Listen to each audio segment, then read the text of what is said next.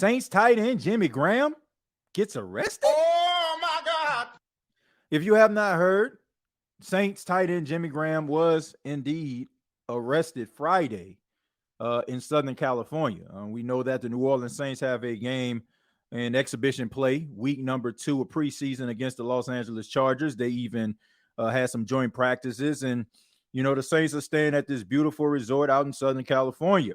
And on Friday night, Jimmy Graham was seen walking around the resort looking discombobulated. Security personnel wanted to arrest him due to his erratic behavior. They felt that he was under the influence, of course. And unfortunately, there's some footage of Jimmy Graham actually running from these security guards. But it turns out things aren't always what they seem. The fact is that Jimmy Graham has a history of dealing with seizures. And when you deal with seizures, sometimes you can look as if you're under the influence. And you can seem discombobulated, but if people don't understand your condition or understand what they're seeing, they probably would think that you're on something. So Jimmy Graham goes out, he gets himself checked out at a local hospital, and the team, the New Orleans Saints, put out a press release in regards to this, telling individuals about Jimmy Graham's condition and what it entails. Look, I'm just glad that it wasn't as bad as what it seemed like. Jimmy Graham, 36 years old.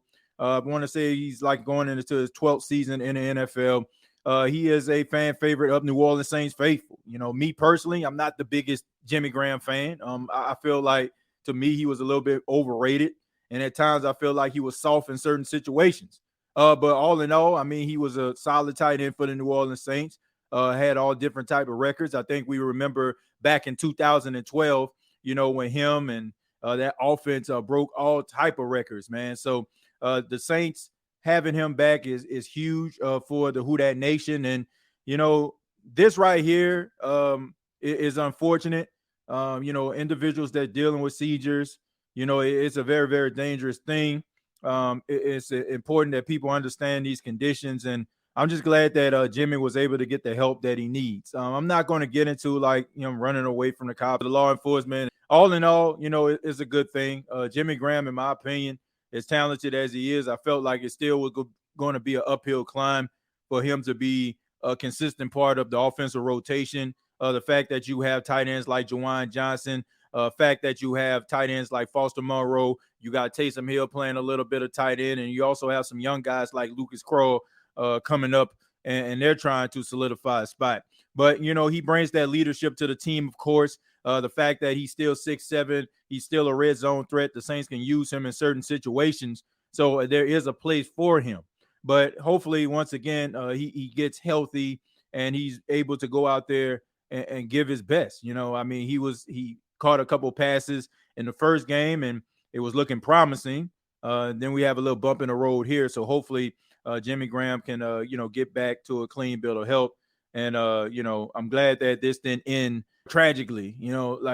Sometimes when people don't understand individuals' conditions, they don't understand that people are going through, they can take it one way. We all know about, the history of sometimes, people not understanding individuals' medical conditions, whether it's psychological or physical, and they look at it as a threat. And the next thing you know, someone's unfortunately no longer with us. So I'm just happy that Jimmy Graham was able to be apprehended without any type of, any type of serious injury or anything like that. And he was able to get himself checked out.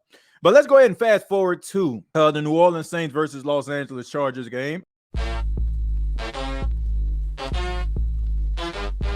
I mentioned at the beginning that the Saints did have 2 days of joint practice with the Los Angeles Chargers, a lot of production work. First day of, joint practice, it seemed like the New Orleans Saints offense was clicking.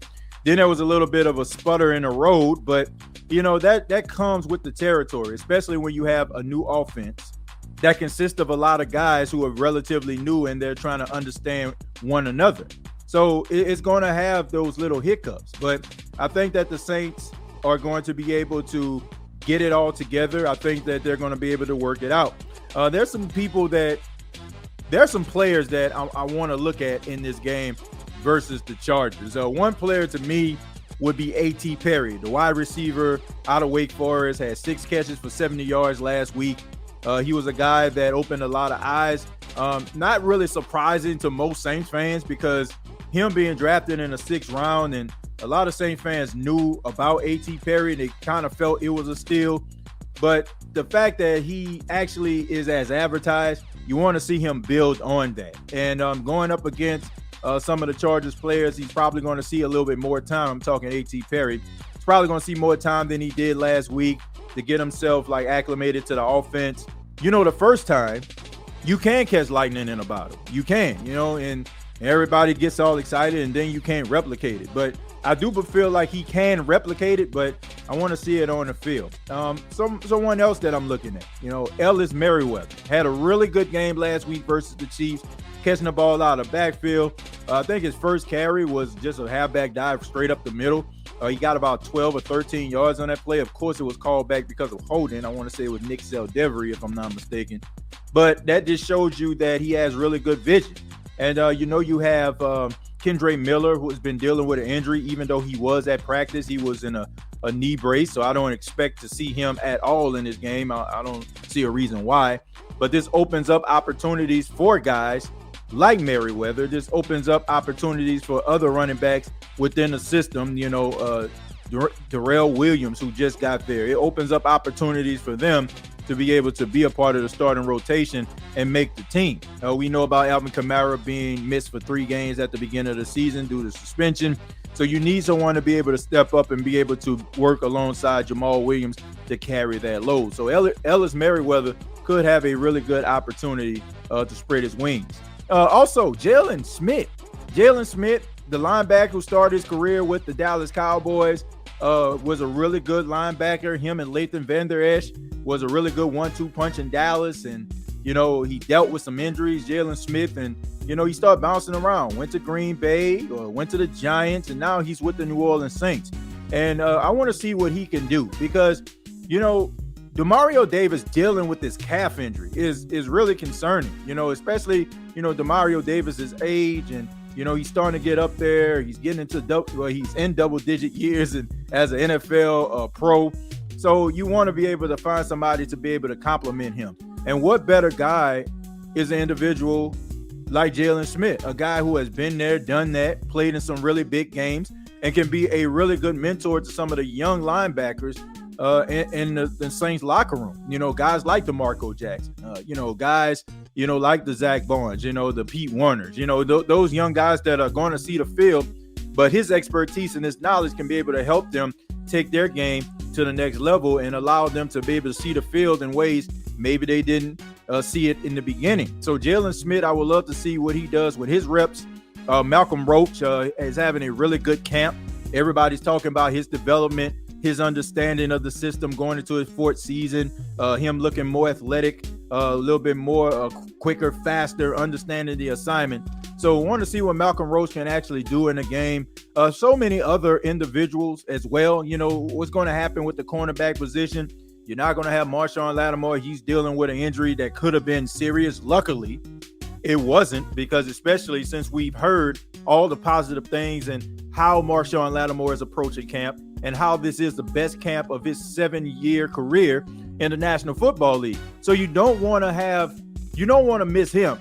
But the fact that he's going to be out and not going to be getting any reps, this opens up opportunities for guys like Alontae Taylor to be able to make up for an up and down game against the Chiefs. He played pretty solid, but you want to get more out of it, especially if you're competing for the number 2 cornerback position. And then Paulson Adebo, who had a really good game against the Chiefs and opportunities that presented themselves for him. But you want to see if he can actually build on that. Right now, if you are looking at this competition, rather you're a Alontae fan more so than Paulson or vice versa, you have to admit that Paulson Adebo is playing much better. And Alontae Taylor has to catch up. Now, some people have been talking about, it's because Alontae Taylor playing in the slot is uncharted waters for him. Look, I get all that. But more times than not, this is going to be the way that Alontae Taylor sees the field. It's going to be in the slot, because I really feel like the Saints are really high on Paulson Adebo, and it's probably going to take something like monumental to happen. Like, Alontae Taylor probably going to have to go out there and channel his inner Darrelle Revis in order for him to jump in front of Paulson Adebo. That's the way I feel. But there's still an opportunity for him, and it's coming in the slot. So I can't take an excuse like, oh, he can't play in the slot. He can't play in the slot. No. You got to take advantage of your opportunities no matter where you are. And this is a great opportunity for Alontae Taylor to see the field as a starter. But we'll see what's going to happen. You know, he had a really good practice for the 2 days that they were out there with the Chargers. So let's see if he can actually build on that momentum he had. And lastly, let's talk a little bit about the quarterback position. The question is, you know, is Derek Carr going to play?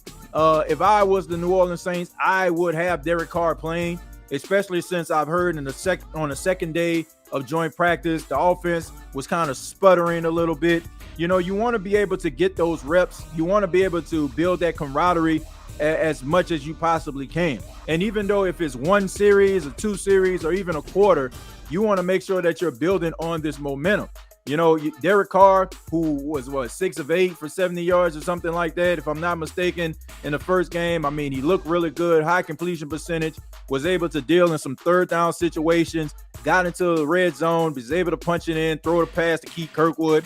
But, you know, you want to be able to build on that. You want to be able to develop chemistry with the guys like Olave, with the guys like Michael Thomas.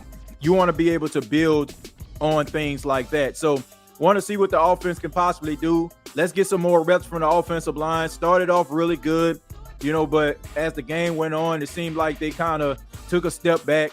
Let's see a little bit more consistency from the offensive line, and let's see what these quarterbacks can do. You know, the Jay Hayners, he settled down after his first series that didn't look too good. You also had Jameis Winston, who took 3 sacks, but had a really good QBR, 120, and completed some really good passes, made some really good decisions for the most part. So offensively and defensively, there's some things that you need to see. And then there's also some guys that are on a bubble right now. These guys have an opportunity to make the team, and going out there, putting their best foot forward is the key. You know, guys like Brian Edwards, the wide receiver that came from the Raiders, actually a native of Conway, South Carolina, which is probably like 5 miles from where I stay at right now. And he's a household name around here. So these guys are on a bubble, but if they get these opportunities, they got to be able to take advantage of it. The Shaq Davises, you know, guys like that.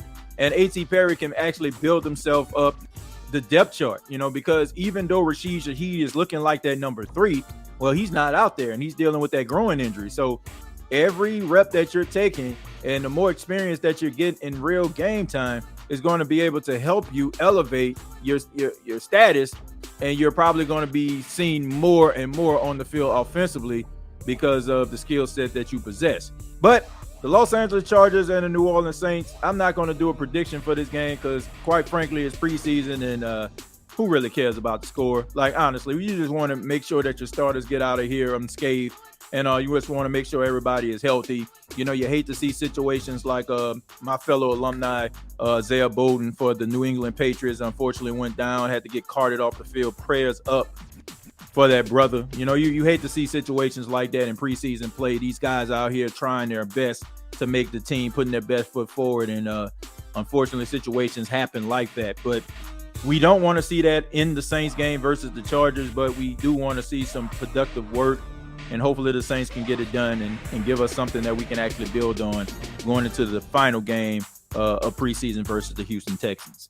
But I would love to hear from you. What do you all think about Jimmy Graham? The unfortunate situation happened out there at the resort. And also, what are your thoughts about the game versus the Los Angeles Chargers? What do you want to see from the New Orleans Saints offensively, defensively, and even on special teams, which I didn't even mention, but I would love to hear from you. Comment down below, like and share this video. Thank you so much for checking out the State of the Saints podcast.